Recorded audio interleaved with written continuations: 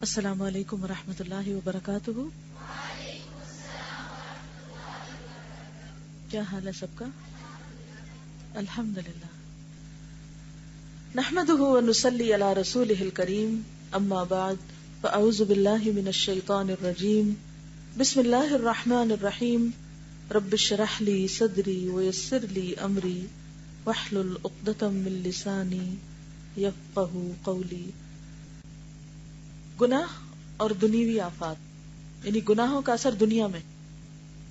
زمین پر مختلف قسم کی آفتیں نازل ہوتی ہیں. پانی، ہوا، زراعت اور پھلوں اور گھروں پر تباہیاں آ جاتی.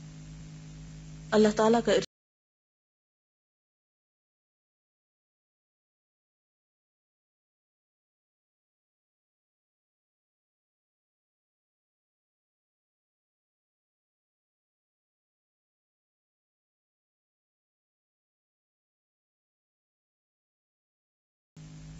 خشکی اور تری میں ہر جگہ لوگوں کے کرتوتوں کی وجہ سے خرابیاں ہو چکی ہیں، تاکہ اللہ تعالیٰ ان کے بعض اعمال کا مزہ چکھائے.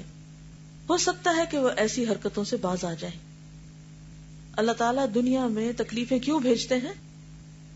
تاکہ لوگ پلٹ آئیں، فساد سے باز آئیں.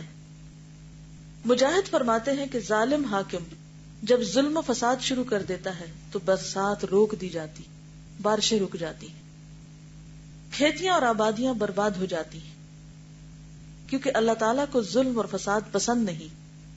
استدلال میں مجاہد نے مذکورہ بالا آیت پڑھی اور فرمایا کہ آیت میں لفظ بحر وارد ہے. اس سے دریا نہیں بلکہ ہر وہ آبادی مراد ہے جو جاری اور بہنے والے پانی کے کناروں پر واقع ہے، چاہے کسی لیک کے کنارے ہے، چاہے سمندر کے یا دریا کے. اسی جاری پانی کو بحر کہا گیا ہے. اکرمہ کہتے ہیں کہ بحر سے مراد دریا نہیں بلکہ پانی کے کناروں کی آبادیاں ہیں.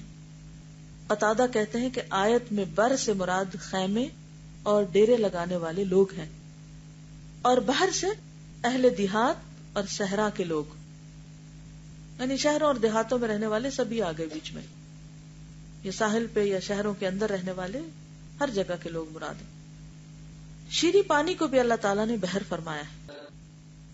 آیت 12. دونوں دریا ایک طرح کے نہیں ہیں، ایک ایسا ہے کہ اس کا پانی میٹھا، خوش ذائقہ، خوشگوار ہے، اور ایک کا پانی کھاری، کڑوا ہے.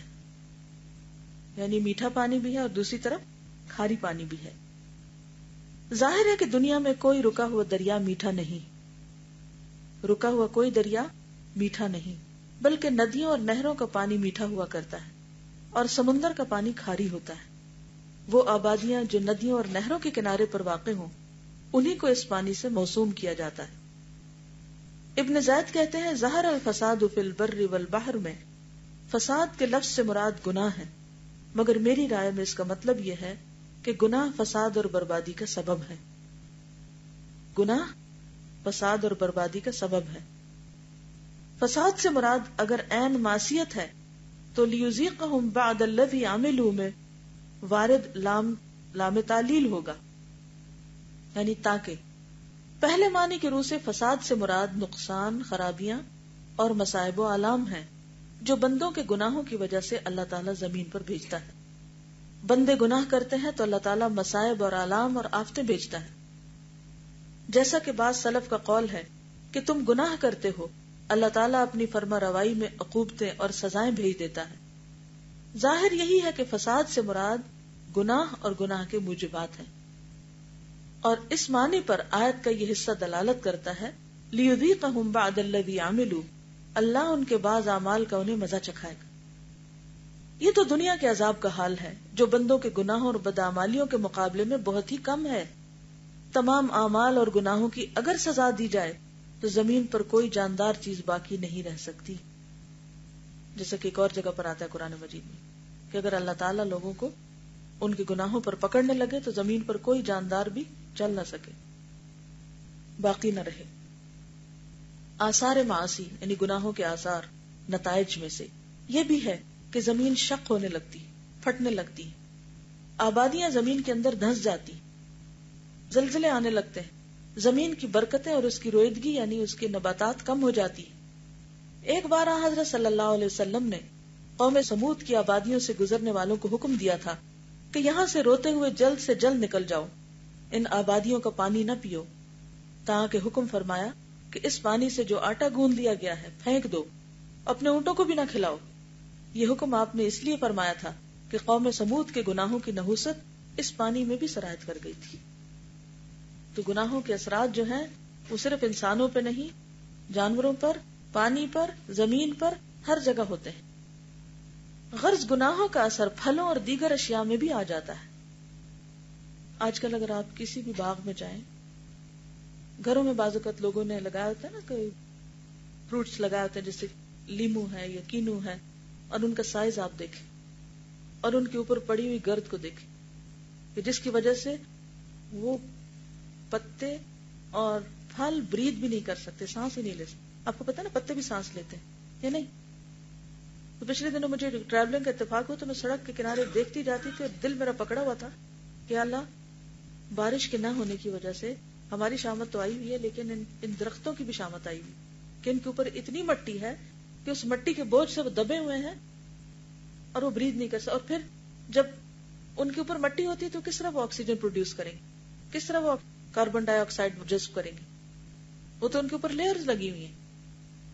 کہیں بھی جا کے مشاہدہ کر لیں، کسی بھی پھلدار درخت کو اس وقت آپ جا کے دیکھیں کہ کس طرح وہ مٹی سے اٹا ہوا ہے اور پھلوں کا سائز کیا ہے، کیونکہ بارش نہیں ہوئی، ان کے اندر جوس ہی کم ہے، پانی ہی کم ہے، پھر اس کی وجہ سے اس کا ذائقہ ہی کسی کام کا نہیں۔ زمین کا پانی جتنا بھی آپ دے دیں پھلوں پھولوں کو، جو جب تک بارش نہیں برستی اس وقت تک وہ ٹیسٹ اور وہ سائز میں اضافہ نہیں ہوتا۔ کراچی میں بارشیں کم ہوتی ہیں جیسے، تو میں جب وہاں پر تھی تو میں دیکھتی تھی لان کو کہ جب روزانہ اس کو اگر دوسرے پانی سے سیراب کیا جاتا تو اس کے اندر وہ جو گرینری ہوتی تھی اس میں کوئی رنگ نہیں ہوتا، لیکن ایک دو بارشیں ہوتی تھی اور اس کے بعد وہ لش گرین ہو جاتا تھا، وہی سبزہ، اس کا رنگ بدل جاتا، اس کی شائن بدل جاتی، پتوں کے اندر چمک آ جاتی۔ جب آپ نہروں سے زمین کے پانی سے آپ پودوں کو سیراب کرتے ہیں تو ان کے اندر نہ وہ چمک ہوتی ہے نہ وہ گرینری ہوتی ہے۔ تب آپ دیکھیے کہ عرصہ ہی ہو گیا ہے بارش نہیں ہوئی، اور ہم میں سے کتنے لوگ ہیں یہ جو یہ سمجھے کہ ہمارے گناہوں کا نتیجہ ہے۔ اگر چند لوگوں کو بتا بھی دیا جو سوچے تو عوام اور اکثریت کا حال کیا ہے؟ کوئی اس کو ماننے کو بھی تیار نہیں۔ نسوا اللہ فنسیہم، وہ اللہ کو بھول گئے، اللہ نے ان کو بلا دیا۔ امام احمد بن حنبل ایک حدیث کے ضمن میں فرماتے ہیں کہ بنی امیہ کے خزانے میں میں نے ایک تھیلی دیکھی جس میں کھجور کی گٹلی کے برابر گیہوں کے دانے بھرے ہوئے تھے، اور اس پر لکھا ہوا تھا کہ عدل و انصاف کے زمانے میں ایسے ہی گیہوں پیدا ہوا کرتے تھے۔ یہ تمام آفتیں اللہ تعالیٰ نے بندوں کے گناہوں اور نافرمانیوں کی وجہ سے بھیجی۔ نیز بعض بدویوں اور دیہاتیوں نے مجھ سے بیان کیا ہے کہ آج کل جو پھل یہاں پیدا ہو رہے ہیں ان سے بہت بڑے پھل یہاں پیدا ہوتے تھے، یعنی پہلے سائز بڑا ہوتا تھا۔ جو آفتیں آج کل نکل رہی ہیں، آ رہی ہیں، پہلے نہ تھی، کچھ تھوڑے ہی زمانے سے یہ آفتیں آ رہی ہیں، اور اب تو اس پر بہت عرصہ گزر چکا۔ صورتوں اور خلقتوں پر بھی گناہوں کا اثر ہوتا ہے، یعنی چیزوں کی شکل و صورت پر، درختوں، پتوں، پودوں، پھلوں، پھولوں، ان کی شکلیں بھی بدلنے لگتی ہیں۔ جامع ترمذی میں وارد ہے، آن حضرت صلی اللہ علیہ وسلم نے ارشاد فرمایا کہ اللہ تعالیٰ نے جس وقت آدم کو پیدا کیا تو انسان کا قد 60 ذراع تھا، 60 گز۔ یہ قد کم ہوتے ہوتے اتنا رہ گیا جسے آج دیکھتے ہیں۔ اللہ تعالیٰ جب ظلم، جور، خیانت، فسق و فجور سے زمین کو پاک کرنے کا ارادہ فرما لے گا تو اہل بیت نبوت میں سے اپنے ایک بندے کو بھیجے گا، یہ آ کر زمین کو عدل و انصاف سے بھر دے گا، جس طرح آج یہ زمین ظلم و جور سے پر ہو گئی ہے، اس وقت عدل و انصاف سے پر ہو جائے گی۔ یہ مسیح یہود و نصارہ کو قتل کرے گا، اور وہ دین جسے دے کر اللہ تعالیٰ نے اپنے رسول کو بھیجا تھا پھر سے قائم اور مضبوط ہو جائے گا۔ زمین پہلے کی طرح اپنی برکتیں اگلنے لگے گی، تب اس قدر برکت ہوگی کہ ایک انار سے ایک پوری جماعت سیر ہو جائے گی۔ انار اس قدر بڑا ہوگا کہ اس کے چھلکے تلے ایک جماعت سایہ لے سکے گی۔ انگور کا ایک خوشہ اونٹ کے بوجھ کے برابر ہوگا، ایک بکری کا دودھ پوری جماعت کو سیراب کر دے گا۔ یہ برکت اس لیے ہوگی کہ زمین گناہوں سے پاک ہو جائے گی۔ اللہ تعالیٰ کی ان برکتوں کے آثار نمایاں ہوں گے جو گناہوں کی وجہ سے سلب کر لی گئی تھی۔ اس میں شک کی گنجائش نہیں کہ وہ عقوبتیں اور سزائیں کہ اگلی امتوں پر نازل ہوئی تھی ان کے اثرات آج بھی زمین پر موجود ہیں۔ اسی قسم کے گناہ ان اثرات کو باقی رکھتے ہیں، جس طرح یہ معاصی اور گناہ اگلی سزا یافتہ امتوں کے آثار معاصی ہیں، ان کی سزاؤں کے آثار بھی موجود ہیں۔ اللہ تعالیٰ کے احکام اور عالم کون و فساد اور اس کے فیصلے سے یہ بات اول آخرا متناسب ہے کہ گناہ جس قسم کا ہوتا ہے سزا اسی قسم کی ہوتی ہے. اس کو انڈر لائن کر لیں. گناہ جس قسم کا ہوتا ہے سزا اسی قسم کی ہوتی ہے. بڑے گناہ کی سزا بڑی، چھوٹے گناہ کی چھوٹی. اسی طریقے پر اللہ تعالیٰ عالم برزخ میں لوگوں کے فیصلے کرے گا اور دارالجزا میں بھی. غور کیجئے کہ شیطان سے رشتہ جوڑنے اور بندوں پر اس کے مسلط ہونے سے عمر، عمل، قول و فعل، روزی اور رزق کی برکتیں سلب ہو جاتی ہیں. اس کو بھی انڈر لائن کریے، ہائی لائٹ کیجئے. شیطان سے رشتہ جوڑنے اور بندوں پر اس کے مسلط ہونے سے، جیسے قرآن مجید میں آتا نا من یعش عن ذکر الرحمن نقیض لہ شیطانا فہو لہ قرین. جو رحمان کے ذکر سے غفلت برتتا ہے ہم اس پر شیطان مسلط کر دیتے ہیں اور وہ اس کا ساتھی بن جاتا ہے. تو جو بندہ بھی اللہ کے ذکر سے دور ہوتا ہے، اللہ کی اطاعت سے دور ہوتا ہے، وہ شیطان کے کنٹرول میں آ جاتا ہے. شیطان اس پہ مسلط ہو جاتا ہے.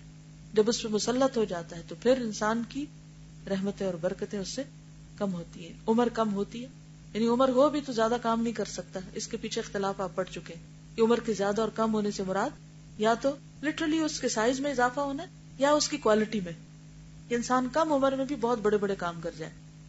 عمل یعنی عمل کی توفیق چھن جاتی. قول اور فعل، روزی اور رزق کی برکتیں سلب ہو جاتی، یعنی بات میں اثر نہیں رہتا، کاموں میں کوئی برکت نہیں رہتی. صبح سے شام تک بندہ تھک رہا ہے اور حاصل کچھ نہیں. روزی اور رزق میں برکت نہیں کہ جتنا بھی کما لے اس میں ہاتھ کچھ نہیں آ رہا، یا یہ کہ خیر کی جگہ پہ نہیں لگ رہا، یا پورا ہی نہیں پڑ رہا. آخرت میں بھی تو یہی ہونا چاہیے. چنانچہ ارباب معاصی کے لیے آخرت میں کوئی سکون اور اطمینان کا ٹھکانہ نہ ہوگا. جہنم کے اندر راحت، رحمت اور برکت اور سکون اور اطمینان کا نام تک نہ ہوگا. جنت دراصل کیا ہے؟ وہ باغ جسے دنیا میں لگایا جاتا ہے، جس کے پھل انسان کل کھائے گا. اور جہنم کیا ہے؟ اپنے ہی گناہوں سے بھڑکائی ہوئی آگ. اس لیے چاہے زبان کا گناہ ہو، چاہے عمل کا ہو، کسی بھی طرح انسان اپنے ساتھ عہد کرے. دوسروں کا ذمہ ہم نہیں لے سکتے، لیکن اپنے آپ کو تو روک سکتے، خود کو تو کنٹرول کر سکتے. بڑے گناہوں سے بھی بچنا ہے اور چھوٹوں سے بھی بچنا ہے. حد الوسع. اللہ تعالی ہم سب کو توفیق عطا فرمائے. وآخر دعوانا ان الحمد للہ رب العالمین.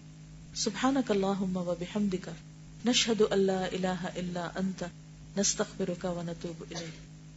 السلام علیکم ورحمۃ اللہ وبرکاتہ.